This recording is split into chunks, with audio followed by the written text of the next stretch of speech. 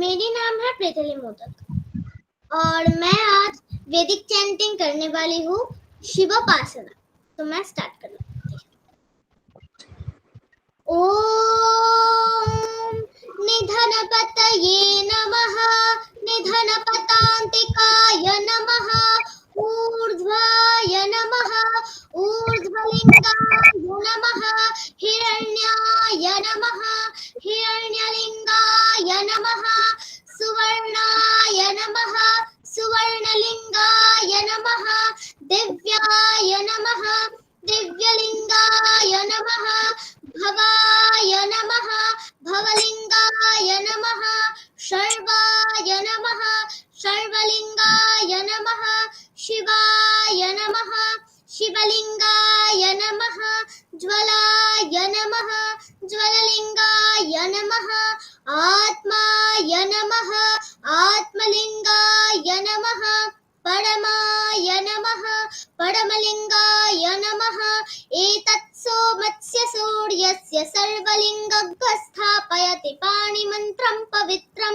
सद्यो जातं प्रपद्यामि, सद्यो जाताय वै नमो नमः, भवे भवेनाति भवे भवस्व मां भवोद्भवाय नमः, वामदेवाय नमो, ज्येष्ठाय नमः, श्रेष्ठाय नमो, रुद्राय नमः, कालाय नमः, कलविकटनाय नमो, वलविकटनाय नमो, बालाय नमो, वलप्रमथनाय नमः, सर्वभूतदमनाय नमो, मनोन्मनाय नमः, अघोरेभ्योऽथ घोरेभ्यो, घोरघोरतरेभ्यः, सर्वेभ्यश्च सर्वेभ्यो नमस्ते अस्तु रुद्ररूपेभ्यः, तत्पुरुषाय विद्महे महादेवाय धीमहि तन्नो रुद्रः प्रचोदयात्, ईशानः सर्वविद्यानामीश्वरः सर्वभूतानां, ब्रह्माधिपतिर्ब्रह्मणोऽधिपतिर्ब्रह्म, शिवो मे अस्तु सदा शिवो, नमो हिरण्यवाहवे हिरण्यवर्णाय हिरण्यरूपाय हिरण्यपतये, अम्बिकापतये उमापतये पशुपतये नमो नमः,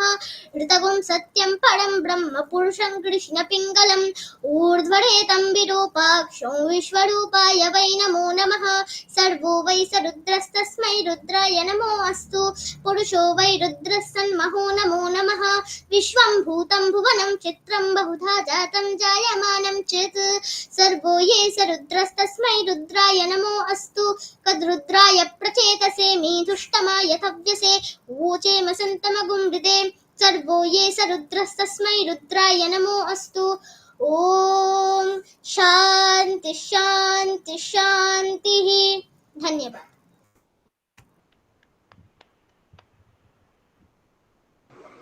थैंक यू सो मच प्रीतिली, बहुत अच्छे से आपने हम लोगों को मंत्र, देखो सब कितना खुश हो गए।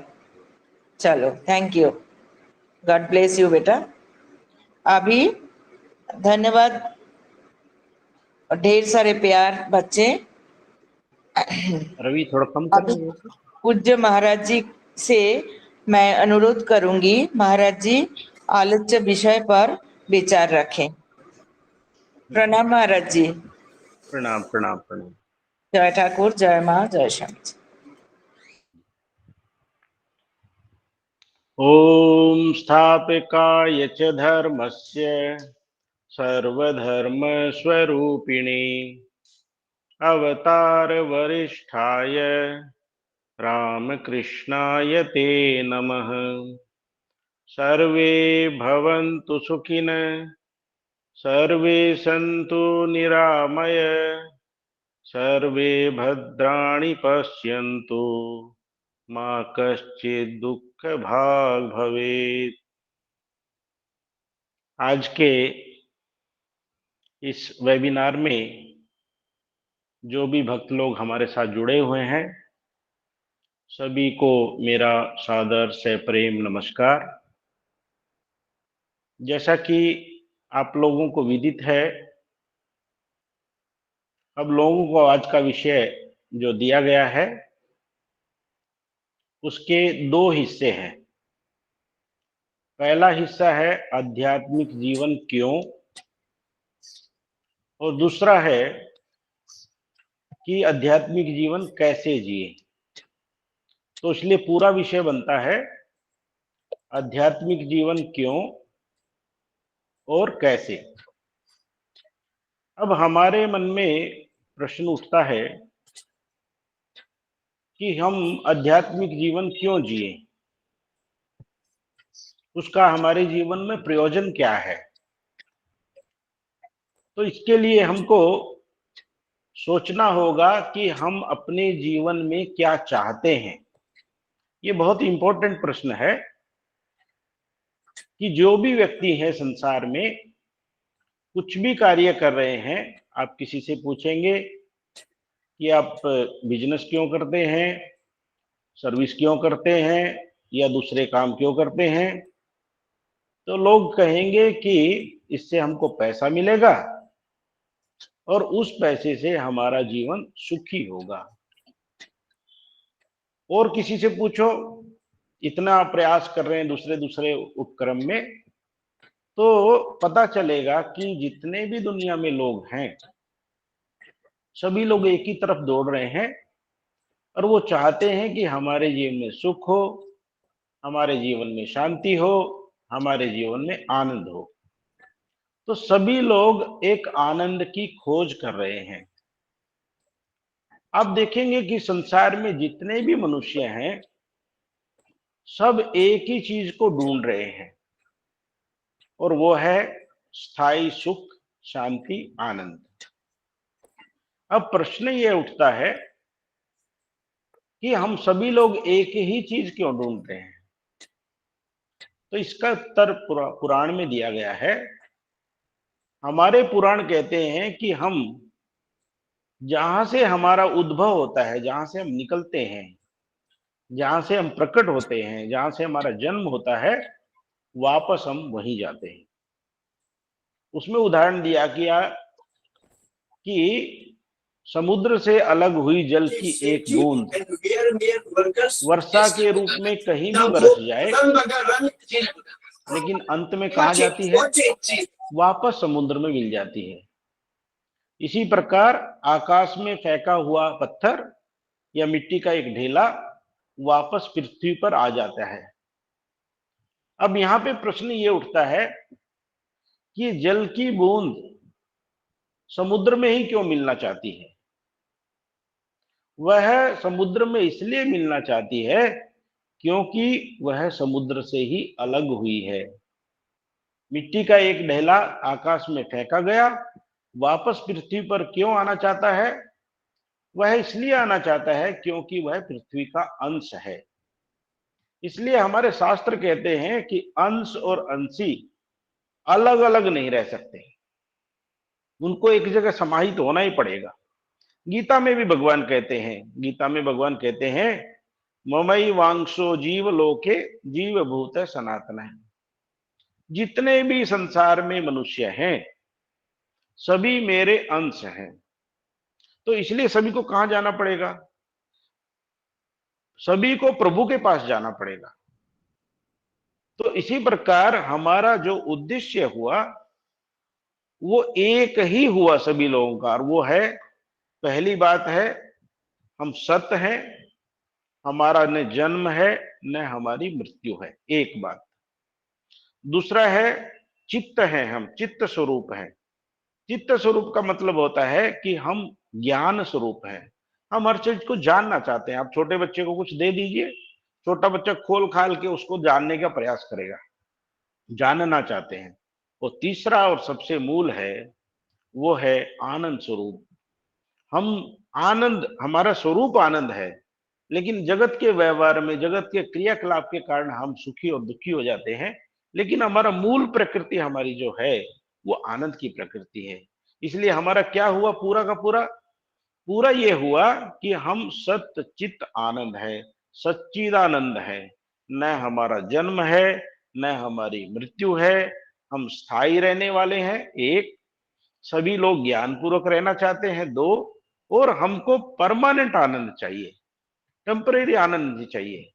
लेकिन समस्या हमारे साथ क्या आ रही है कि जिस आनंद की हम खोज कर रहे हैं वो आनंद जहां खोज रहे हैं वहां नहीं है। मैं एक उदाहरण देता हूं कि एक सड़क के किनारे जो बिजली का प्रकाश रहता है ना, लैंप पोस्ट लगे रहते हैं, वहां पे एक बढ़िया बुढ़िया कुछ ढूंढ रही थी। उसके पास एक युवक आया और युवक ने पूछा कि बुढ़िया माता जी, आप यहाँ पे क्या ढूंढ रही हैं? तो उसने कहा, बेटा मेरी सुई गुम हो गई है, मैं अपनी सुई ढूंढ रही हूं यहाँ पे। तो युवक ने पूछा, सुई कहाँ गुम हुई है? बोले, जहां सुई गुम हुई है वहां अंधेरा है। तो आप कल्पना करके देखो अभी कि जहां बुढ़िया सुई ढूंढ रही है वहां क्या सुई मिलेगी? मिलेगी नहीं। क्यों नहीं मिलेगी? क्योंकि सुई वहां पे है ही नहीं। तो इसीलिए हम यहाँ जो संसार में जो खोज कर रहे हैं स्थायी सुख की, परमानेंट सुख की, जन्म मृत्यु से झंझट छूटने की, और सारा सारा ज्ञान हमको प्राप्त हुआ, पूरे जगत का ज्ञान प्राप्त हो, सत्य चित्त आनंद जो हमारा स्वरूप है उसको हम पहचान सके, लेकिन क्या हमको मिलेगा यहाँ जगत में? नहीं मिलेगा। तो वो कहाँ मिलेगा? वो हमारे अंदर ही है। और ये अंदर में खोजना जो हमारा सच्चा स्वरूप है, एक तरह से हम कह सकते हैं कि ये एक एक माने धूल से ढक सा गया है ना। शंकराचार्य ने बहुत सुंदर उदाहरण दिया कि एक चंदन की लकड़ी थी और चंदन की लकड़ी क्या हुई? कचरे में दबी रह गई, और उसके ऊपर क्या हुआ? कचरा जो है वो जम गया। और कचरा जमने के बाद क्या हुआ? जब उसको निकाल के देखा तो उसमें से सुगंध की बजाय क्या आ रही है? दुर्गंध आ रही है। तो अभी दुर्गंध दूर लाने के लिए क्या करना पड़ेगा? इत्र डालने से सुगंध नहीं आएगी उसमें। तो सुगंध लाने के लिए उसको क्या करना पड़ेगा कि उसकी दुर्गंध को दूर कर देना पड़ेगा। और यही जो साधना का मूल शुरू होता है, यही होता है कि हम जीवन में जो चाहते हैं उसको चाहने के लिए हमको क्या करना पड़ेगा। इसलिए पहला प्रश्न है कि हम आध्यात्मिक जीवन क्यों चाहते हैं? आध्यात्मिक जीवन इसलिए चाहते हैं कि हमको संसार के दुखों की आत्यंतिक निवृत्ति हो जाए। हमारे जीवन के सारे दुख, किसी भी प्रकार के दुख हैं, सारे दुख समूल नष्ट हो जाने चाहिए। और दूसरा क्या चाहिए हमको? परमानंद की प्राप्ति चाहिए। हमको ऐसा छोटा मोटा सुख नहीं चाहिए, अभी है थोड़ी देर में नहीं है, कल है परसों नहीं है, ऐसा नहीं। हमको एक स्थायी सुख चाहिए जो कभी भी नष्ट ना हो। तो इस सुख को प्राप्त करने के लिए हमको क्या करना पड़ेगा? इसी के लिए इस विषय का दूसरा हिस्सा है आध्यात्मिक जीवन क्यों, पहला हिस्सा। और दूसरा हिस्सा हो गया कि ये आध्यात्मिक जीवन हम जिए कैसे, उस परमानंद की प्राप्ति को कैसे जाने, या हम कौन है। ये अलग अलग प्रश्न है कि एक तो अपने आप को जानना आध्यात्मिक जीवन है, दूसरा है एक परम आनंद की खोज आध्यात्मिक जीवन है, और तीसरा है कि ईश्वर यदि नाम की कोई चीज है तो ईश्वर को जानना एक आध्यात्मिक जीवन है। क्योंकि ये प्रश्न सबके मन में उठता है, कभी ना कभी हमारे मन में भी उठता है। हम सोचते हैं कि ये संसार चलता है, इस संसार का कोई चलाने वाला है या अपने आप चलता है? आप कभी कभी देखेंगे कि कोई बच्चा पूछता है कि पिताजी ये पंखा कौन चला रहा है, ये क्या अपने आप चलता है या कोई चलाता है? पिताजी कहते हैं कि पंखे को तो बिजली चलाती है। लेकिन जब बच्चा पूछता है कि बिजली को दिखाओ, तो हम दिखा नहीं सकते, है ना। तो इसलिए क्या है, एक स्वाभाविक लालसा है जगत के संबंध में, ईश्वर के संबंध में जानने की। ये जगत इतना जो चल रहा है, सृष्टि का चक्र चल रहा है, इस सृष्टि के चक्र को कोई चलाने वाला है या अपने आप चल रही है? जब विवेकानंद जब 17-18 साल के थे, छोटे थे, तो उनके मन में भी ये प्रश्न उठा था। उनके मन में प्रश्न उठा था कि ये जगत को कौन चला रहा है। तो जब पता चला कि इस जगत को चलाने वाले ईश्वर हैं, वो महात्माओं के पास गए, गुरुजनों के पास गए, उन्होंने पूछा कि महाशय ये ईश्वर कैसे चलता है, ये इसका कोई चलाने वाला है? तो सभी लोगों ने कहा कि ईश्वर है, ईश्वर इस जगत को चलाते हैं। तो विवेकानंद बहुत इंटेलिजेंट थे, तो तुरंत पूछते थे, अच्छा ईश्वर को चलाने वाला है कौन है? बोले ईश्वर है। तो क्या आपने ईश्वर को देखा है? तो ऐसे व्यक्ति तो उनको मिले नहीं कि जो कह सकते थे ईश्वर को देखा है। तो विवेकानंद ने सोचा इससे तो अच्छा है हम क्या करें, नास्तिक हो जाना अच्छा है। गुमराह करने की बजाय नास्तिक होना ज्यादा अच्छा है। जब किसी ने ईश्वर को देखा ही नहीं है, सिर्फ कपोल कल्पित बातें हैं, लोग ऐसे ही कह रहे हैं कि हमने ईश्वर को देखा है या ईश्वर है, तो ऐसे ईश्वर को मैं नहीं मानता। वो लिटरली विवेकानंद जो है नास्तिक हो जाते हैं। इसके बाद बड़ा प्रश्न उठता है कि ये तो देव विधान है, क्योंकि विवेकानंद तो ऋषि हैं, सप्तऋषि मंडल से आए हैं। रामकृष्ण देव ने पहले ही उनको देख लिया था और पहले वही बुला के लाए हैं उनको वहां से जगत उद्धार के लिए। तो इसलिए क्या हुआ वहां पे कि जब पहली बार विवेकानंद नरेंद्रनाथ दत्त जब पहली बार वहां मिलते हैं रामकृष्ण देव से, तो पहला यही प्रश्न पूछते हैं कि महाशय आपने क्या ईश्वर को देखा है? और पहली बार ये संसार ने भी सुना है, रामकृष्ण देव ने कहा हाँ मैंने ईश्वर को देखा है। और कैसे देखा है? जैसे मैं तुझको देख रहा हूं, बल्कि इससे भी स्पष्ट रूप से, और इतना ही नहीं, तू भी देख सकता है। और यही साइंस है। साइंस क्या कहती है? यदि एक व्यक्ति ने कोई एक्सपेरिमेंट किया है, तो वो वही फॉर्मेलिटी यदि कोई पूरी करेगा, तो बाकी लोग भी उसको कर सकते हैं। एक आदमी ने क्या किया, हाइड्रोजन ऑक्सीजन मिलाया, पानी बन गया। तो ये जो पानी बना है हाइड्रोजन ऑक्सीजन मिलाने के बाद, संसार का कोई भी व्यक्ति हाइड्रोजन ऑक्सीजन मिला के पानी बना सकता है। तो ये एक संसार को ऐसा एक माने ये कहना चाहिए, एक ऐसा उपदेश और एक ऐसा ये दिया कि जिससे कोई भी व्यक्ति ईश्वर को देख सकता है। लेकिन उसमें भी एक बात है, कंडीशन अप्लाइड। रामकृष्ण देव कहते हैं कि जैसा मैं कहूंगा वैसा तुमको करना पड़ेगा। बस यहीं पे समस्या आती है। हम सभी लोग ईश्वर का दर्शन करना चाहते हैं, लेकिन ईश्वर का दर्शन तो करना चाहते हैं, लेकिन हम शास्त्र अनुसार जीवन नहीं जीना चाहते। जीवन में सुख चाहते हैं, शांति चाहते हैं, सब कुछ चाहते हैं, लेकिन हम अपने शास्त्रों के अनुसार जीवन जीना नहीं चाहते। इसलिए जो लोग मनमुखी रहते हैं उनके जीवन में कभी शांति नहीं आती, और जो लोग ईश्वर मुखी हैं, भगवत मुखी हैं, भगवान के अनुसार, भगवान के उपदेश अनुसार, शास्त्र के अनुसार जीवन व्यापन करते हैं, उनके जीवन में शांति कभी जा नहीं सकती। उनके जीवन में शांति रहेगी रहेगी। क्यों? क्योंकि वे शास्त्र अनुसार जीवन कर यापन कर रहे हैं। और शास्त्र की यही बात है, हमारे शास्त्र हमको सही सही जीना सिखाते हैं। और ये जीना कैसा है कि जीना एक ऐसा जीना है कि झंझट नहीं है। यदि हम शास्त्र के अनुसार जीवन जीते हैं, इसमें झंझट कम है। और शास्त्र के अनुसार जो लोग जीवन नहीं जीते, उसमें झंझट ज्यादा है। मैं उदाहरण के रूप में बताता हूं आप लोगों को कि एक आदमी यदि निर्णय ले ले कि मैं सारा दिन झूठ बोलूंगा, एक दिन भी चलेगा नहीं उसका। माँ कहेगी खाना खा लो, उसको झूठ बोलना है, वो बोलेगा नहीं खाऊंगा नहीं, भूख नहीं है बोल देगा। लेकिन सच बोल के सत पथ पे पूरा जीवन का निर्वाह हो सकता है। कैसे होगा? क्योंकि सच बोल रहा है ना। सच में तो कुछ उल्टा पुल्टा कुछ करना है नहीं, सीधा सीधा करना है। तो इसलिए हमारे शास्त्र कहते हैं कि यदि हमारे अनुसार, शास्त्रों के अनुसार या ईश्वर के उपदेशों के अनुसार जीवन जियोगे, तो हमारा जीवन बहुत सुंदर होगा। तो इस जीवन का शुरू कहां से करें? आपने देखा विवेकानंद का जीवन कहां से शुरू हुआ? भगवान श्री राम कृष्ण देव के संपर्क में आने के बाद।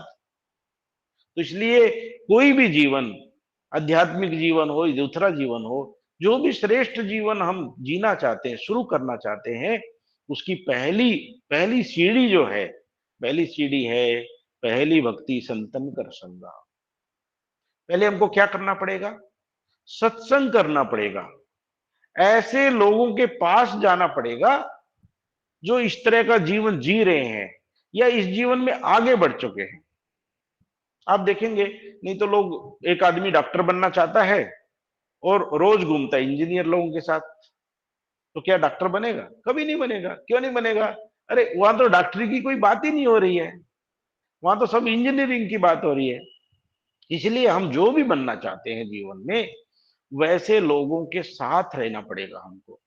यदि हम ऐसे लोगों के साथ नहीं रहेंगे, तो हम जीवन में सफलता अर्जित, इवन व्यवहारिक जीवन में सफलता नहीं मिलेगी हमको, आध्यात्मिकता छोड़ दीजिए। तो पहली भक्ति, पहला पहला स्टेप जो आध्यात्मिक जीवन का है, कैसे शुरू करें आध्यात्मिक। हमारे पास भी लोग आते हैं कि महाराज कैसे शुरू करें आध्यात्मिक जीवन, कैसे भगवान की तरफ आगे बढ़े। उसका एक ही स्टेप है, पहला स्टेप ये है कि वो धीरे धीरे ऐसे लोगों के संपर्क में आ जाए जो इस जीवन में चल रहे हैं।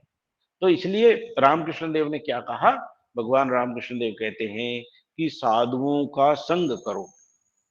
बहुत सारे लोग आप देखेंगे साधुओं का संग कर रहे हैं, ठीक ही चल रहा है सारा काम, लेकिन उसके पश्चात भी आध्यात्मिक जीवन में उन्नति नहीं हो रही है। हमारे पास भी यहाँ लोग आते हैं, कहते हैं कि महाराज हमने दीक्षा भी ले ली है, जब ध्यान भी ठीक करते हैं, साधु संग भी कर रहे हैं, सारी चीजें ठीक कर रहे हैं, लेकिन प्रॉब्लम क्या आ रही है कि हमारे जीवन में तो उन्नति नहीं हो रही। दूसरी बात है, ये जो उन्नति नहीं हो रही है इसका क्या कारण है? इसका कारण है कि दुस्संग का त्याग, दुर्जन लोगों का त्याग नहीं करते वो लोग। वो क्या करते हैं कि यहाँ तो ठीक है, सुबह जब ध्यान किया, आश्रम में आए, सब कुछ हुआ, लेकिन उसके बाद जो मिक्स होते हैं लोगों के साथ, वो तो खराब लोग हैं, दुर्जन लोग हैं, अच्छे लोग नहीं है। तो क्या होता है कि सत्संग किया और उसके बाद वो मिटमाट कैसे हो गया कि उन लोगों का दुसंग कर लिया, दुर्जन लोगों का संग कर लिया। एक स्वामी जी थे, वो बड़ी हंसी की बात बताते हैं, इसमें बहुत अच्छा लगता है। तो वो कहते थे कि एक आदमी को खांसी हो गई, खांसी हो गई, वो तो वैद्य के पास गए। पुराने जमाने में तो आयुर्वेदिक डॉक्टर रहते थे, एलोपैथी नहीं थे। तो आयुर्वेदिक डॉक्टर कैसे था उनका नियम कि कुछ चीजों का परहेज करते थे। तो उन्होंने कहा कि ऐसा करो, तुम मेरी दवाई खाओ और परहेज करो, ये चीज मत खाना, खांसी ठीक हो जाएगी। दवाई खाओगे, परहेज करोगे, खांसी ठीक हो जाएगी। लेकिन दवाई खाओगे, परहेज नहीं करोगे, तो तुमको 3 फायदे होंगे। तो उन्होंने कहा कि डॉक्टर साहब वो फायदे बता दीजिए, क्या फायदे होंगे? बोले फायदे ये होंगे कि तुमको कुत्ता नहीं काटेगा, दूसरा फायदा ये होगा कि तुम्हारे घर में कभी चोरी नहीं होगी, और तीसरा फायदा ये होगा कि तुम कभी बुढ़े नहीं होगे। तो आदमी ने बोला कि ये 3 फायदे आप बता दीजिए, बाद वाला तो देख लेंगे, खांसी तो चलती रही तो चलेगी, कोई बात नहीं, तो ये कैसे होगा? तो वैद्य बोले बात ऐसी है कि तुम दवाई तो खाओगे, लेकिन परहेज नहीं करोगे, तो खांसी तुम्हारी ठीक नहीं होगी। तो रात भर जब खांसते रहोगे, तो तुम जब रात को खांसते रहोगे तो तुम्हारे घर में चोरी होगी नहीं, क्योंकि आदमी जानेगा अरे ये तो जग रहा है। दूसरी बात है, खांसते खांसते कमजोर हो जाएंगे, तो ऐसे सीधे चल नहीं पाओगे, लाठी लेके चलना पड़ेगा। तो लाठी लेके चलोगे तो कुत्ता भी काटेगा नहीं तुमको। और तीसरी बात है कि ऐसा खांसते खांसते कमजोर होते होते जवानी में ही मर जाओगे, बुढ़े भी नहीं होगे। तो लेकिन ये बात का एक बहुत इंपॉर्टेंट पॉइंट है। इस बात में कहा है कि देखो बात ऐसी है कि हम साधना तो करें, सत्संग तो करें, लेकिन दुर्जन लोगों का यदि संग नहीं त्यागेंगे, तो ये जो खांसी वाली बात है, यही अवस्था होने वाली है कि हमारे आध्यात्मिक जीवन में कुछ भी उन्नति नहीं होती। भगवान श्री रामकृष्ण देव कहते हैं, बहुत सुंदर बात कहते हैं। वो कहते हैं कि आदमी को बाढ़ लगाना चाहिए। छोटे पेड़ रहते हैं ना, छोटे छोटे छोटे पौधे रहते हैं, तो उनको बड़ा करने के लिए क्या करते हैं हम लोग, उसकी बाढ़ लगा देते हैं, फेंसिंग कर देते हैं। फेंसिंग क्यों करते हैं? क्योंकि गाय भैंस बकरी ना खा जाए। तो कितनी देर तक फेंसिंग करना पड़ेगा? जब तक वो बड़ा पेड़ नहीं हो जाता। छोटे पेड़ को तो तुरंत कोई तोड़ भी सकता है, भैंस खा भी सकती है, गाय खा सकती है, बकरी खा सकती है। लेकिन जब वही पेड़ धीरे धीरे उसको सिंचन, खाद डालने से, पानी डालने से जब वो बड़ा वृक्ष बन जाता है, बड़ा पेड़ बन जाता है, तब तो हाथी बांधने से भी वो खराब कुछ नहीं होगा उसका। जो छोटा शैशवावस्था में बहुत छोटा पेड़ था, जब समस्या थी कि उसको बचाना पड़ रहा था, लेकिन जब वो बड़ा हो गया तब उसको बचाने की आवश्यकता नहीं पड़ी। तब तो क्या हुआ कि वो उखड़ता ही नहीं। भैंस बांध दो, गाय बांध दो, हाथी बांध दो, कुछ नहीं होता उसका। तो इसी प्रकार भगवान श्री रामकृष्ण देव कहते हैं कि साधना के शुरू काल में, साधना ही नहीं, जो भी जीवन आपको बनाना है उसमें क्या करना पड़ेगा कि हम जिस पथ पे चल रहे हैं ऐसे लोगों का संग करते जाएं और दुर्जन लोगों को संग छोड़ते चले जाएं। इससे क्या होगा, धीरे धीरे धीरे धीरे जब हम परिपक्व हो जाएंगे तब क्या होगा, तब हम, यदि दुर्जनों का संग भी, दुसंग भी हो जाता है तो उससे हमारी हानि नहीं होगी। ठाकुर जी ने दूसरा उदाहरण दिया है कि जब दूध में मक्खन रहता है लेकिन वो तो मिला रहता है ना, और ऐसे पानी में दूध मिला जाए तो पानी में दूध मिल जाता है, लेकिन जब उसको घी मक्खन निकाल लेते हैं, मक्खन निकालने के बाद यदि मान लो उसको पानी में भी रखते हैं तो पानी के ऊपर तैरता रहता है, वो मिक्स नहीं होता उसमें। तो इसी प्रकार जब साधक शैशवावस्था में है, कम अवस्था में, तब ये सब करना चाहिए, लेकिन बाद में उसको फिर आवश्यकता नहीं है। एक बात होगी। दूसरी बात, भगवान श्री रामकृष्ण देव कहते हैं इस रास्ते पे चलने के लिए, वो कहते हैं कि सदा सर्वदा भगवान का नाम करना चाहिए। ये बहुत कठिन एक बात है कि यदि ईश्वर प्राप्ति करनी है तो हमको 24 घंटे ईश्वर का नाम लेना पड़ेगा। यदि हम 24 घंटे भगवान का नाम लेंगे तो एक समस्या खड़ी होने वाली है।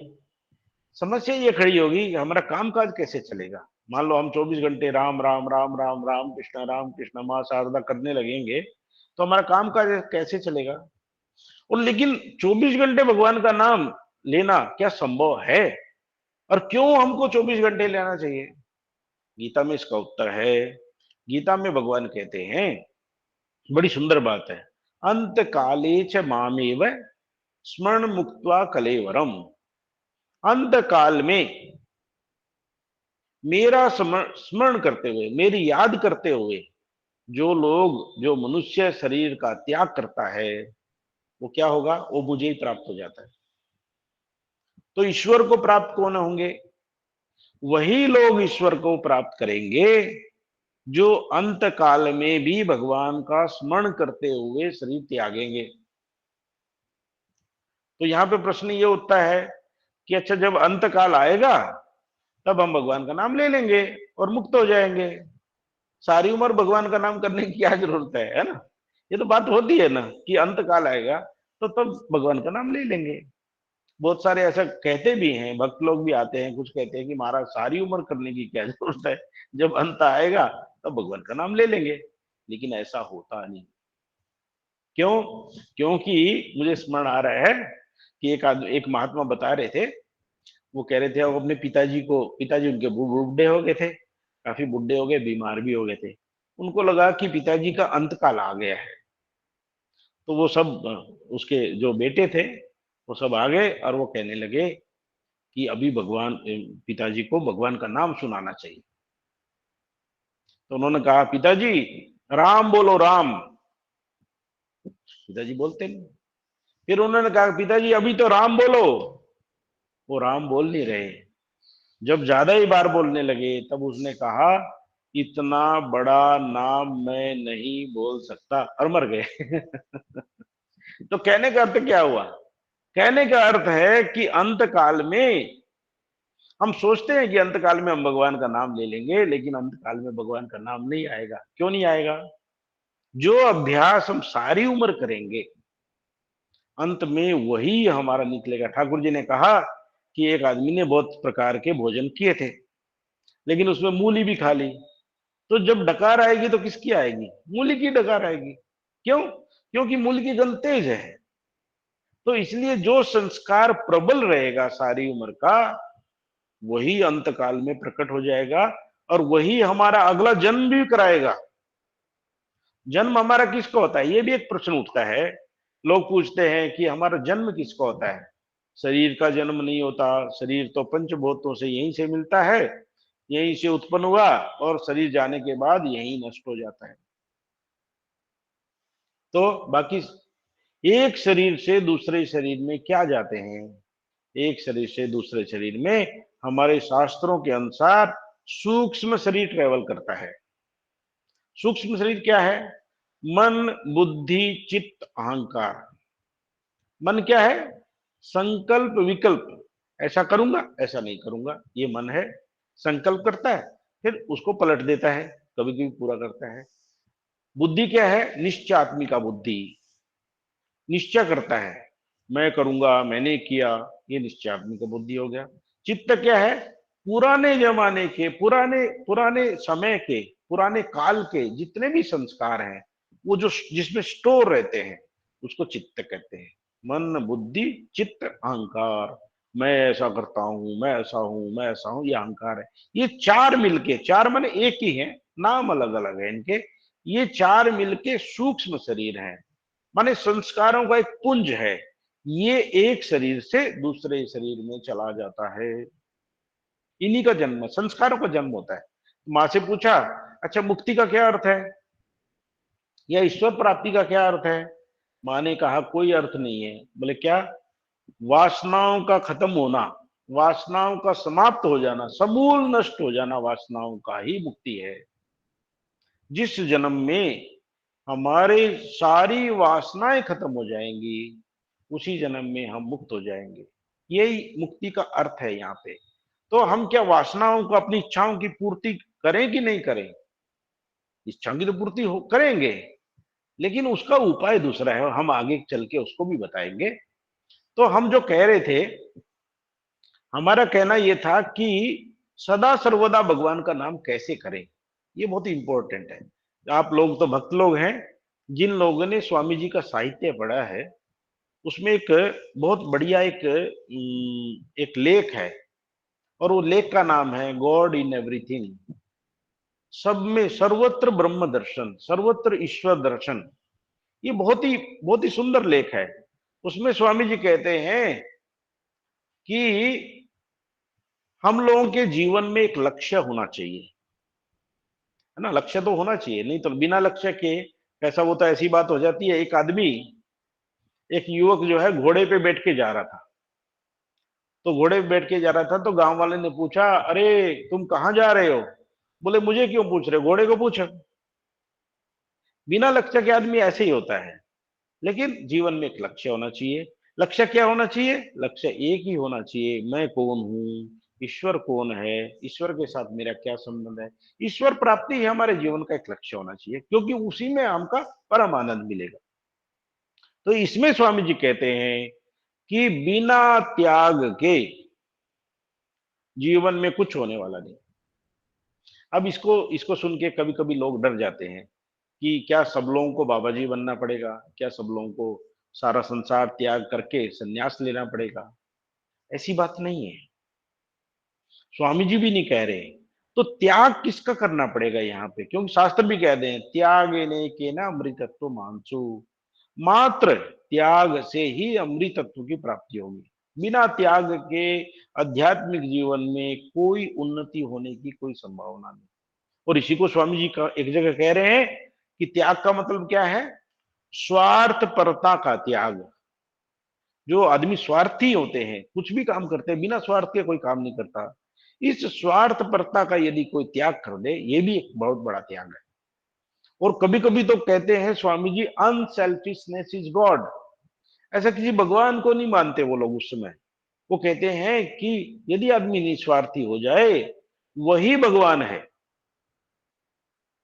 तो यहाँ पे स्वामी जी ने कहा कि हम त्याग, क्या त्याग करें? तो स्वामी जी कहते हैं पत्नी का त्याग करो। बड़ी मुश्किल बात है।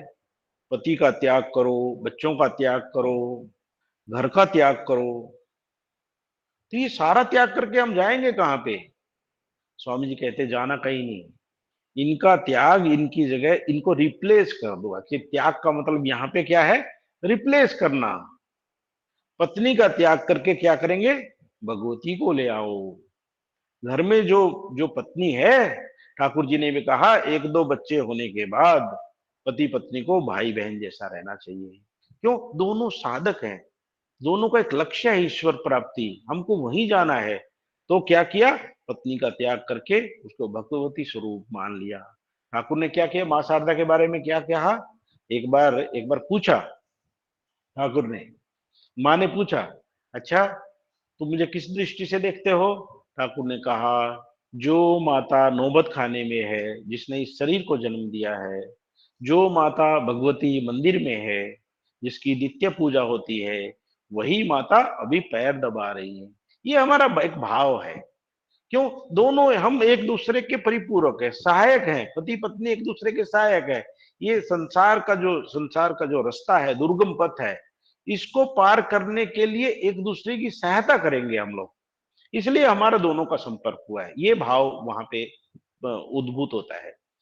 तो स्वामी जी ने कहा, पत्नी का त्याग करके भगवती ले आओ, और पति का त्याग करके परमेश्वर बना लो उसको। बच्चे क्या हो गए? छोटे छोटे बच्चे बाल गोपाल हो गए। और घर क्या हुआ? घर को आश्रम बना लो। तो इस तरह से यदि लोग चलेंगे या ये जीवन व्यतीत करेंगे, तो क्या हो गया कि सारा घर में एक आध्यात्मिक वातावरण बन गया। अभी खाना बने गया, भगवान के लिए बनेगा।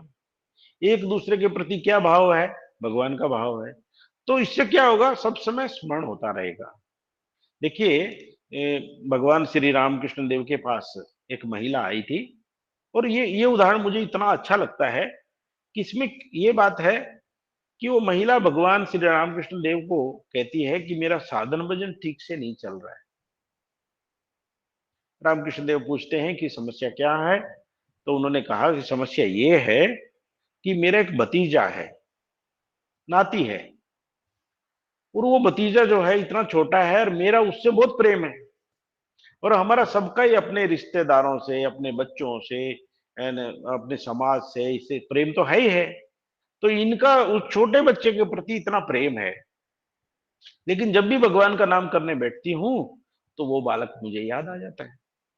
तो मैं क्या करूं ऐसे समय में? तो भगवान श्री रामकृष्ण देव का उपदेश बहुत अच्छा है यहाँ पे। ठाकुर कहते हैं कि तुम उस छोटे बालक को ही गोपाल मान लो, और गोपाल भाव से उसकी सेवा करो। अब देखो, पहले भी तो वो बच्चा वही था, पहले भी उसकी सेवा कर रही थी, अभी क्या भाव बदल गया? और आध्यात्मिक जीवन क्या कर रहे हैं इंपॉर्टेंट नहीं है, इसमें भाव प्रधान है। ये ये कर रहा हूं, ये नहीं कर रहा हूं, ये अच्छा काम है, ये बुरा काम है, ये कोई मतलब का नहीं है। मतलब इसमें ये है कि आप किस भाव से कर रहे हैं। अब ये माता जी ने क्या किया? इनको गोपाल मान लिया, और गोपाल मानने के बाद क्या हुआ कि सब समय गोपाल के लिए खाना बना रही है, गोपाल की सेवा कर रही है, जब ध्यान कर रही है, गोपाल को कपड़े पहना रही है, गोपाल को नहला रही है। समस्या खत्म। और ये महिला को क्या हुआ? भाव समाधि हुई। भाव समाधि बहुत ऊंची अवस्था है, ऐसे साधारण लोगों को नहीं होती, बहुत बहुत बिरले लोगों को होती है। तो कैसे हुई? और हाईएस्ट तो ये हुआ, एक दिन गोपाल आ भी गया साक्षात, आके उसकी माला छीनने लगा, बोले मैं तो आ गया हूं, अभी किसका जप कर रहे हो? तो कहने का अर्थ क्या हुआ यहाँ पे कि सारा कर्म हम जैसा है वैसा करते रहें, लेकिन भाव बदल दे। भाव बदलने से ही हमारा जीवन बदल जाएगा पूरा का पूरा। अभी हम अपने लिए करते थे, वही काम अभी प्रभु के लिए कर रहे हैं। और जब हम प्रभु के लिए सारा काम करने लगे, ऑफिस में है, हम किसी मालिक का काम नहीं कर रहे, किसी सरकार का काम नहीं कर रहे, है ना, सारे प्रॉब्लम यही वहीं खड़े होते हैं, ये इसका काम, ये उसका काम, ये इसका काम, इसका फायदा, इसका नुकसान। अभी हम क्या कर रहे हैं? हम तो उस प्रभु का काम कर रहे हैं, एकमात्र उस प्रभु का काम कर रहे हैं, तो उसकी प्रसन्नता के लिए काम कर रहे हैं। तो हमारा जीवन कैसा हो गया? एक शांति में हो गया ना जीवन। सारे द्वंद किसमें है? जब मैं और मेरे का चक्कर आता है, ये मेरा है, ये पराया है। और जब हम धीरे धीरे धीरे धीरे ये मानने लगते हैं कि नहीं, मेरा कुछ नहीं है, सब कुछ प्रभु का है, और प्रभु ही सब कुछ बने हुए हैं। हमारे शास्त्र कहते हैं, ईशावास्यमिदं सर्वम यत् किंचित जगत्याम जगत। तो क्या हुआ कि ये सारे जगत में प्रभु ही ओतप्रोत है, प्रभु से ही ओतप्रोत है, ईश्वर से ही ओतप्रोत है। जब ईश्वर ही सब बने हुए हैं, ईश्वर ही सब में है, तो ये भाव रखने से हमारा क्या हुआ? जीवन में सुख आ गया, जीवन में शांति आ गई, और हमारा जीवन जो है एक सुदृढ़ हो जाएगा। और एक और बात मैं कह के अपनी वाणी को विराम दूंगा बाद में। तो एक और बहुत इंपॉर्टेंट बात है कि हम अपना पूरा जीवन भगवान को केंद्रित बना के जीवन जीना चाहिए हमको।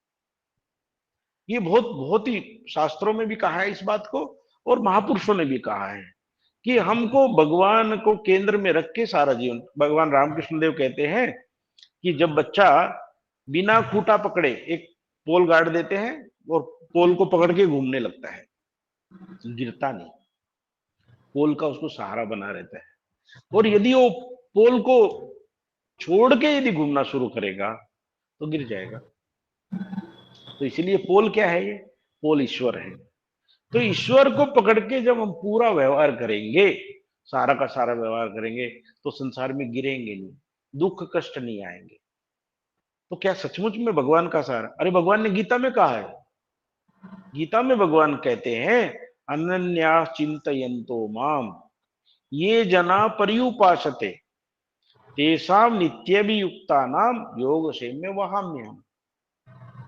बोले जो अनन्य भाव से एकमात्र मेरा ही आश्रय लेकर मेरा ही चिंतन करता है, मेरे ही आश्रित रहता है, मैं क्या करता हूं, उसके पास जो चीजें नहीं रहती उन चीजों को दे देता हूं उसको, और जो चीजें हैं उनकी रक्षा करता हूं। अच्छा, ऐसा कोई उदाहरण है क्या हमारे पास में? अरे बहुत सारे उदाहरण हैं। आप लोगों ने सुना होगा तुलसीदास जी का नाम, जिन्होंने रामचरितमानस को लिखा था। वो काशी में रहते थे।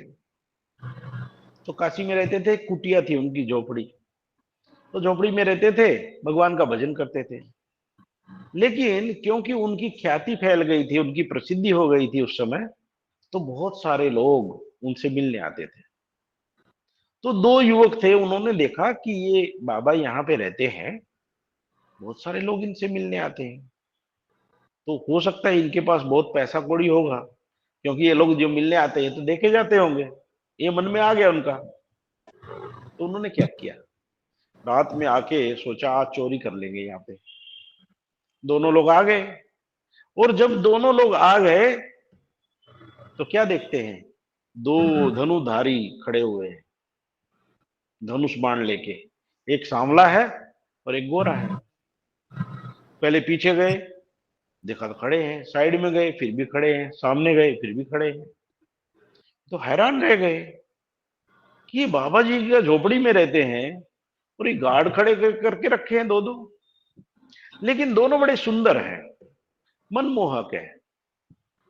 रात भर हैरान रह गए, वो चोरी नहीं कर पाए। सवेरे 3 बजे तुलसीदास जी कुटिया से बाहर आए। उनका नियम था, एक और नियम मानना चाहिए जीवन में, कि सवेरे उठ के सबसे पहले प्रभु का नाम लेना चाहिए, प्रभु को प्रणाम करना चाहिए। रामकृष्ण देव जब उठते थे, सारे देवी देवताओं को एक एक तस्वीर जो लगी थी कमरे में, सबको एक एक जगह जा जाके भगवान का नाम लेते थे, उनको प्रणाम किया करते थे। तो प्रणाम करना चाहिए सब लोगों को। और इस तरह से प्रणाम करके उठने से तुलसीदास जी उठ गए, राम राम राम राम राम राम करते हुए। हुआ क्या, ये युवक आ गए। अरे युवक ने सच्ची सच्ची बात कह दी।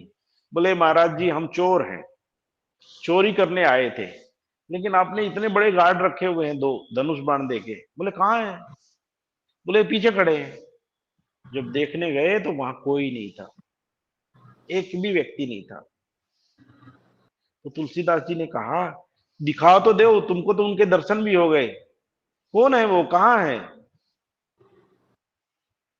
तो बोले कैसे थे ये बताओ। तो उन्होंने कहा कि महाराज एक सांवला था, जो बड़ा था वो सांवला था, छोटा था वो गोरा था। तुलसीदास जी समझ गए कि प्रभु रक्षा कर रहे हैं मेरी, प्रभु गार्ड की ड्यूटी दे रहे हैं। तो तुलसीदास जी ने कहा जाओ जाओ, जो सामान है ले जाओ, चोरी कर लो। तो चोर कहते अभी हम चोरी करने के भाव से नहीं आए, हमारा चोरी पने का भाव निकल गया है। और वो चरणों में गिर गए। और तुलसीदास जी ने क्या कहा, क्या किया कि वो जो कुटिया थी उसमें आग लगा दी। क्यों आग लगा दी? अरे प्रभु गार्ड की ड्यूटी देंगे, प्रभु मेरी रक्षा करेंगे, खड़े होकर रात भर जगेंगे और मैं आराम से सोऊंगा, ऐसा कभी नहीं हो सकता। तो जो गीता में भगवान ने कहा योग से में वहां में हम, जो कुछ मेरे भक्त के पास है, क्योंकि अनन्य भाव से मेरा ही आश्रय लेके रखा है और किसी का आश्रय लिया ही नहीं उसने, तो उसकी रक्षा करना मेरा धर्म है। और जो चीजें उनके पास नहीं है उसका क्या होगा? बोले उसको चीजों को वहाम्यहम, मैं खुद ढो के लाऊंगा, सिर पे रख के लेके आऊंगा। बोले ऐसे कैसे हो सकता है, सिर पे रख के थोड़ा लाते हैं भगवान। बोले लाएंगे लाएंगे।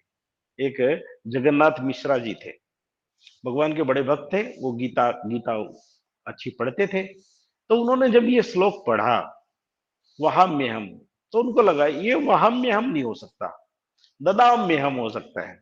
कि दे तो सकते हैं लेकिन खुद लेके आएंगे ऐसा कैसे हो सकता है? भगवान किसी को भेज सकते हैं, भाई जाओ मेरा भक्त है तो ये सामान देके आ जाओ, लेकिन स्वयं प्रभु कैसे ऐसा देने आएंगे? तो उन्होंने उसको लाल स्याही से काट दिया, वहाम्यहम को ददाम्यहम लिख दिया। लिख तो दिया, अब वो भूल गए काट के। और सवेरे उनका नियम था, वो सवेरे उठ के नदी में स्नान करने जाते थे। वो तो स्नान करने गए, और मिश्राइन जो है वहां थे, उनकी पत्नी वहां घर में थी। वो जैसे ही बाहर गए, देखा एक बालक आया, वो इतना सुंदर बालक, फल सब्जी सब सिर पे ढोके, ऐसा टोकरी है सिर पे रखी हुई है, सब लेके आ रहा है। लेकिन एक चीज है कि उसके माथे से खून निकल रहा है, यहाँ से थोड़ा सा खून निकल रहा है। तो माता जी ने देखा उसको, बोले महाराज माता जी ये फल सब्जियां मैं लेके आया हूँ, इनको रखवा लीजिए। बोले भाई तुम कौन हो? बोले मैं तो हूँ ऐसे, कुछ बताते नहीं अपने बारे में। लेकिन क्योंकि भगवान का जो जो भगवान का स्वरूप जो रहता है, रूप रहता है, वो बड़ा मोहक रहता है। तो उसने पूछा अच्छा बेटा ये बात बताओ, ये तुम्हारा किसने यहाँ पे मारा है जो खून निकल रहा है तुम्हारे? बोले तुम्हारे पति देव ने मारा है। आप बोल दिए तुम्हारे पति ने मारा है। बोले मेरे पति तो भगवान के भक्त है, वो थोड़ा मार सकते हैं। बोले नहीं, उन्होंने मारा, वो घर में भक्त होते थे, लेकिन बाहर में तो अभी रास्ते में मुझे मिले थे, उन्होंने पिटाई की मेरी, अरे खून निकल गया। और बड़ा मुश्किल। तो मिश्राइन जो है वो नाराज होगी, वो बोली कि अच्छा यहाँ तो बड़े भक्त बने बैठे हैं और बाहर में मारपीट करते हैं बच्चों के साथ, आने दो उनको। तो जब वो आए तो वो तो भड़क गई। बोले तुमने बच्चे को कैसे मारा? बोले नहीं मैंने तो किसी बच्चे को मारा नहीं। बोले यार इतना फल सामान सब देके गया है बालक, और उसके माथे से तो खून निकल रहा था। तो फिर मिश्रा जी ने पूछा कैसा दिखता था बालक? बालक बहुत सुंदर दिखता था। फिर मिश्रा जी को याद आ गया, ओहो, जो मैंने वो श्लोक में काट के लिख दिया था कि वहाम्यहम का ददाम्यहम कर दिया था, वो गलत था। वहाम्यहम ही ठीक है, कि भगवान अपने भक्त के लिए सब कुछ करने के लिए तैयार है। हमने देखा महाभारत का युद्ध हुआ, महाभारत के युद्ध में जैसे ही अर्जुन ने उनकी शरण ली, तो क्या हुआ? अर्जुन ने जितना युद्ध नहीं लड़ा, भगवान ने ज्यादा लड़ा। ऐसे उन्होंने कहा था मैं युद्ध नहीं करूंगा, अस्त्र शस्त्र नहीं उठाऊंगा, लेकिन हम देखते हैं कि क्या क्या नहीं किया उन्होंने। अरे उनके लिए तो झूठ भी बोल दिया, नियम तोड़ दिए अपने सारे, सुदर्शन चक्र नहीं उठाऊंगा, सुदर्शन चक्र भी उठा लिया। तो जब हम भगवान का आश्रय लेते हैं, भगवान ने प्रण करके रखा है कि मैं अपने भक्त की दुर्गति नहीं होने दूंगा। गीता में तो बहुत इतना स्पष्ट रूप से और कहीं नहीं कहा उन्होंने कि जो मेरी शरण लेगा, हम त्वाम सर्व पापेभ्यो, प्राकाल में तो कुछ पाप हुए थे इसलिए तो मनुष्य जन्म मिला है, सारे पापों को पोंछ पाछ के तुमको मुक्त कर दूंगा। लेकिन कंडीशन एक ही है कि सारे अवलंबन छोड़ देने पड़ेंगे, है ना? इसका भी अवलंबन लिया, उसका भी एकमात्र भगवान का अवलंबन लेके। भगवान श्री रामकृष्ण देव कहते हैं मैं माँ का बेटा हूं, माँ का बच्चा हूं, तो मेरी रक्षा, मेरा खान पान सारी व्यवस्था कौन करता है? माँ करती है। ठाकुर ने तो कितनी बार कहा है, बार बार कहा है, और ये प्रूव करके दिखाया है कि मेरे समान प्रभु का या माँ का आश्रय ले लो सारे। विवेकानंद ने ठाकुर का आश्रय लिया। एक दिन वचनामृत में आता है, ठाकुर जी बैठे हुए हैं, कोई बहुत सारे भक्त बैठे हैं, और वहां पे एक शाह बाबू भी बैठे हैं, बड़े आदमी थे। तो बड़े आदमी थे तो उन्होंने बात चलाई ठाकुर ने कि नरेंद्र के घर में बहुत गरीबी आ गई है, बहुत मुश्किल हो रहा है, तो उसका कुछ हो सकता है क्या? ये बात नरेंद्र ने सुन ली। नरेंद्र नाराज हो गए, बोले मेरी गरीबी मेरे घर में है, आप मेरी गरीबी का प्रचार दूसरों को क्यों कर रहे? तो उस समय रामकृष्ण रोते हुए कह रहे हैं, बोले अरे नरेन, मैं तेरे से प्रेम करता हूं, मैं तेरे लिए घर घर जाके भिक्षा भी मांग सकता हूं। ये रोते रोते कह रहे हैं। तो प्रभु को क्या पड़ी है ऐसे? लेकिन क्यों? क्योंकि नरेंद्र उनके शरणागत है, तो भगवान अपने शरणागत को कभी छोड़ते ही नहीं। ये हर काल में, हर युग में हुआ है। तो इसीलिए इसलिए हमको क्या करना पड़ेगा कि भगवान के लिए ही जीवन जीना चाहिए। और इसका सर्वश्रेष्ठ उदाहरण रामायण में मिलता है। रामायण में हम देखते हैं कि जब भगवान चित्रकूट में ठहरे हुए हैं और भरत जी लेने आते हैं, भरत जी जब वापस लेने आते हैं, भगवान से प्रेम करते हैं। प्रेम का भी कैसा होता है, ये जो संसारिक प्रेम है, ये बिजनेस है एक्चुअली। बिजनेस कैसा? कि तुम हमसे प्रेम करो, हम तुमसे प्रेम करें, और दोनों का स्वार्थ जुड़ा हुआ है वहां पे। माने एक दूसरे से सुख मिलेगा, इसको प्रेम कहते हैं। लेकिन हमारे शास्त्र इसको प्रेम नहीं कहते। प्रेम कैसा होना चाहिए? Unselfish, one sided. तो जब वहां पे भरत लेने आ गए भगवान राम को, तो भगवान राम जाएंगे क्या? जाने से तो खराब हो जाएगा सब। तो मामला जब सुलट नहीं रहा है, कैसे भी समाधान नहीं हो रहा है, तो राजा जनक बहुत अच्छी बात कहते हैं वहां पे।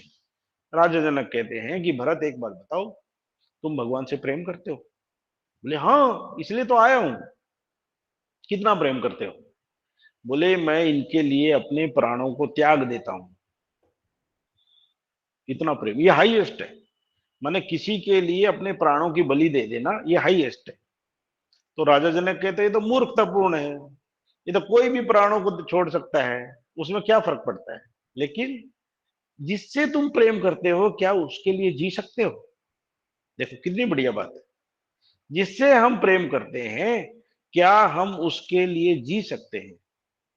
भरत बोला ये तो सोचा नहीं था। बोले यही तो, पति पत्नी का प्रेम कैसा होना चाहिए कि पत्नी कैसे खुश होगी ऐसा व्यवहार करना चाहिए, पति कैसे खुश होंगे ऐसा व्यवहार करना चाहिए। उनसे पूछना चाहिए किस किस में आपकी प्रसन्नता है। तो ये भगवान, ये राजा जनक कहते हैं कि जाओ भगवान से पूछ लो, भगवान राम से, किस में वो प्रसन्न है। और जैसे ही भरत जाते हैं राम के पास, राम कहते हैं भरत, तुम्हारे प्रेम से मैं हार गया हूं। जो राज्य तुम साम्राज्य मुझे देने आए हो, उसको मैं स्वीकार करता हूं, स्वीकार कर लेते हैं। लेकिन क्योंकि तुम मुझसे प्रेम करते हो और मेरी प्रसन्नता के लिए मैं जो काम तुमको दूंगा वो करोगे? बोला हाँ, कुछ भी करूंगा। अब देखो बदल गया भाव, कुछ भी करने के लिए तैयार है। अभी कैसा हुआ? वो कहते हैं कि देखो, ये पिताजी की आज्ञा का पालन भी हो जाएगा, मैं 14 साल का ये वनवास काट लेता हूं। तुम 14 साल तक मेरा साम्राज्य, तुम्हारा नहीं है, मेरा है, अभी तो मैंने ले लिया है, ये मेरा है, इसको संभाल दो। और वहां पे कितनी बढ़िया बात है कि भरत कहते हैं कि राज सिंहासन पे कौन बैठेगा? और फिर भरत कहते हैं कि नहीं, राज सिंहासन पे आप अपनी चरण पादुका, ये जो प्रतीक है, मूर्ति है, जो मूर्ति की पूजा करते हैं, मूर्ति में भगवान नहीं है, लेकिन वो प्रतीक है ना भगवान का। असल नकल एक ही हो जाता है बाद में, जब भाव होता है ना, भाव में क्या होता है, असल और नकल एक ही हो जाता है। तो वो कहते हैं कि आप अपनी चरण पादुका दे दो, मैं सिंहासन पे उनको रख दूंगा, ये साम्राज्य आपका है। और मैं क्या करूंगा? मैं राजा नहीं रहूंगा, मैं उस शासन का आपका होके आपका दास रहूंगा, आपका सेवक बना रहूंगा। ये समस्या कहां आती है सब लोगों का? सब लोग क्या है, मालिक बनना चाहते हैं। और ये मालिक बनना ही सबसे बड़ा कष्ट है, सबसे बड़ा दुख है। भरत ने क्या किया? भरत तो मालिक नहीं है, सेवक बन गए, सबका सेवा करते हैं दिन रात। किस लिए? क्योंकि ये प्रभु राम का है, राम के नाते ही सारे संबंध थे उनके, और वो साम्राज्य इतना अच्छा चलता है। और इसी से, भरत के माध्यम से भगवान राम ने एक बड़ा संदेश दिया कि संसार में तो रहो, संसार से चिपको मत। ये चिपकना दुखदाई है। जब सारा कुछ भगवान का है तो करो ना राज्य, बनो, राजा बनो, ये बनो, बड़े बनो, कुछ भी बनो, लेकिन क्या करना पड़ेगा कि सब कुछ प्रभु का है, मेरा कुछ नहीं है। जब मेरा नहीं है तो लाभ हानि में, दुख सुख में कष्ट ही नहीं होगा। तो भरत कहते हैं कि आप थकते नहीं। बोले मैं क्यों थकूं, मैं तो उनका दास हूं, उनकी ऊर्जा से मैं ऊर्जावान होता हूं, और उनका साम्राज्य है, उनकी शक्ति से मेरा सब कुछ होता है। तो ये भरत के माध्यम से हम लोगों को एक सही जीवन जीने का तरीका सिखाया है। भरत कितने महान है। वो कहते हैं कि भरत जो करेगा, जो सोचेगा, वही धर्म बन जाएगा। इसलिए भरत के बारे में कहा गया धर्मसार। तो संक्षेप में कैसा निकलता है इसका, माने सारी बातों का निचोड़ क्या हुआ कि हम जीवन में सुख चाहते हैं, शांति चाहते हैं, और सुख परमानेंट सुख चाहते हैं, शांति परमानेंट सुख चाहते हैं। वो इसलिए चाहते हैं क्योंकि हमारा यही सच्चा स्वरूप है। तो ये सच्चा स्वरूप होने के नाते हम सुख शांति परमानेंट चाहते हैं, माने परम आनंद चाहते हैं। और परम आनंद इस संसार में मिलेगा नहीं। तो ये कहाँ मिलेगा? परम सुख मिलेगा हमारे अंदर में। हमारे जीवन की उथल पुथल जब खत्म हो जाएंगी, धीरे धीरे धीरे धीरे धीरे जीवन में शांति आ जाएगी। अशांत कैसा होता है कि मन में संकल्प कामनाएं उठती हैं और हमको अशांत कर देती है। तो हम क्या करते हैं, ये आजकल मेडिटेशन के जो बड़े बड़े कोर्स चला रहे लोग है ना, बहुत सारी चीज चल रही है ना, मेडिटेशन करा रही है। ये क्या करते हैं, मन की जो मॉडिफिकेशन है, धीरे धीरे उनको शट डाउन करने का प्रयास करते हैं, शांत करने का प्रयास करते हैं। जितनी जितनी मन की उथल पुथल चंचलता मन की जितनी कम होती जाती है, कम होती जाती है, उतना ही हमारा मन शांत हो जाएगा, और हमारे जीवन में समस्याएं कम होने लगेगी। समस्या आएंगी, समस्याओं का साहस, समस्याओं को सामना करने का एक साहस आ जाएगा हमारे अंदर। और कुछ नहीं होता। क्या होता है कि जब मान लो मैं कोई क्रिकेट खेल रहा हूँ, या मैं कोई पढ़ाई कर रहा हूँ, स्टूडेंट हूँ और कुछ हूँ, तो मेरा मन लगता नहीं क्या कि मैं मेडिटेशन सेंटर में कहीं गया, उन्होंने एक मेडिटेशन सेंटर में मेडिटेशन करना करा। तो क्या हो गया, धीरे धीरे उन्होंने सिखाया कि मन के ऊपर कैसे कंट्रोल आना है। जो चंचलता थी वो थोड़ी कम हो गई, और एक जगह फोकस होने लग गया। तो इसके बहुत सारे उपाय हैं, योग से भी करते हैं। योग का मतलब योग चित्त वृत्ति निरोध है। चित्त में जो वृत्तियां उठती हैं उनको कंट्रोल करना योग क्या है। एक रास्ता हो गया। दूसरा रास्ता हो गया भक्ति का। भक्ति का रास्ता क्या है, इस युग के लिए, कलयुग के लिए आसान है। यदि हम धीरे धीरे धीरे धीरे भगवान का नाम ले, भगवान की, कभी कभी लोग कहते हैं ना कि अरे महाराज हम जब कीर्तन कर रहे थे या भगवान के भजन गा रहे थे, उसमें इतना आनंद आ गया कि हम सब कुछ भूल गए थे।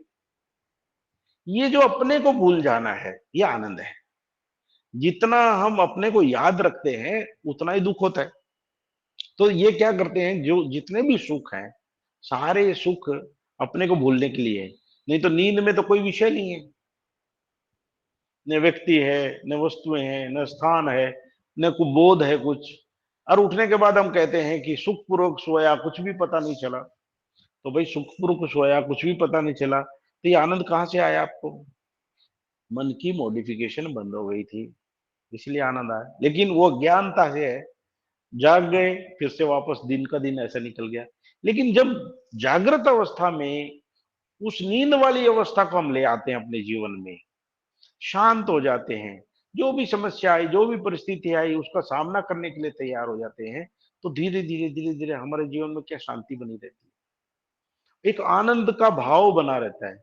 इसलिए तो बड़े बड़े जो महापुरुष लोग हैं, उनके जीवन में क्या होता है, महान संकट भी उनको विचलित नहीं करता। गीता में ये बात आई है, गुरु नापी विचाल्यते। एक गुरु माने भारी संकट दुख आ गया जीवन में, वो भी विचलित नहीं कर पा रहे। क्यों नहीं कर पा रहे हैं? क्यों? क्योंकि उनका तो मन सद गया है, उनका तो मन भगवान में लग गया है, या उनका तो मन अपने कंट्रोल में आ गया है। तो अभी ये जो बाहरी जो दुख है, बाहरी जो परिस्थितियां हैं, वो उसको दुखी नहीं कर सकती। योग से कर सकते हैं, भक्ति से कर सकते हैं, कर्म से कर सकते हैं। कर्म एक ऐसा है कि आज के युग में कर्म से किया जा सकता है। लेकिन कर्म के साथ समस्या क्या है, कर्म फल इंस्टेंट देता है। अभी कुछ करो, अभी प्रशंसा मिलेगी या निंदा मिलेगी, कुछ ना कुछ मिल जाता है, फटाफट फटाफट मिल जाता है। तो ऐसे में क्या करना पड़ेगा, धीरे धीरे ईश्वर अर्पित कैसा भाव रखना पड़ेगा कि मेरे सामने जो व्यक्ति आया है, भूखा है, बीमार है, या अभावग्रस्त है, कोई भी है, ये व्यक्ति नहीं है, ये प्रभु इस रूप में आ गए हैं। तो मैं किसकी सेवा कर रहा हूं? किसी व्यक्ति की सेवा नहीं कर रहा हूं, उस प्रभु की सेवा कर रहा हूं।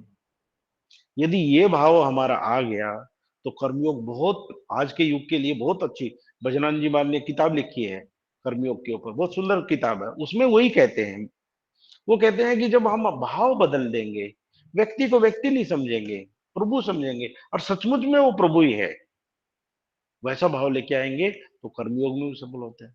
और वेदांत तो है ही है सर्वोपरि, वेदांत में तो कुछ है ही नहीं, एकमात्र जो है ईश्वर बोलो, आत्मा बोलो, परमात्मा बोलो, वही विराजमान है सब में। और इस तरह से धीरे धीरे धीरे धीरे हम उनकी सेवा करें और अपने जीवन को धन्य कर लें। इन्हीं शब्दों के साथ मैं अपनी वाणी को विराम देता हूं।